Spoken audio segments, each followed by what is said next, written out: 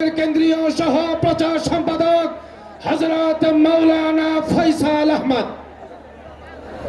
সংগ্রামী তৌহিদি জনতা, স্পষ্ট বক্তব্য, হেফাজতে ইসলাম বাংলাদেশ বাংলাদেশের ইসলামী তাজিম তামাদ্দুন হেফাজত করার জন্য যদি রক্তের প্রয়োজন হয়, লক্ষ কোটি মুসলমানের রক্তের বিনিময়ে কোরআনের ইজ্জত হেফাজত করবে। এই কোরআনের ইজ্জত হেফাজত করার জন্য কারা কারা রক্ত দিতে প্রস্তুত, আল্লাহ তাআলা কবুল করুন।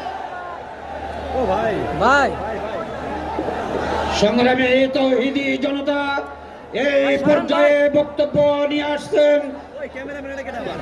হেফাজতে ইসলাম বাংলাদেশের সহকারী সাংগঠনিক সম্পাদক জনাব মাওলানা মহিবুল্লাহ।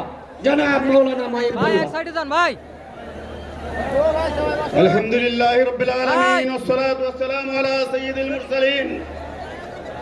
মুআজ্জাজ ও মুহতারাম হাজিরিন, এই ঐতিহাসিক ময়দানে লক্ষ কোটি জনতার উপস্থিতি প্রমাণ করে এ দেশের এই নারী সংস্কার কমিশনকে বাতিল করতে হবে।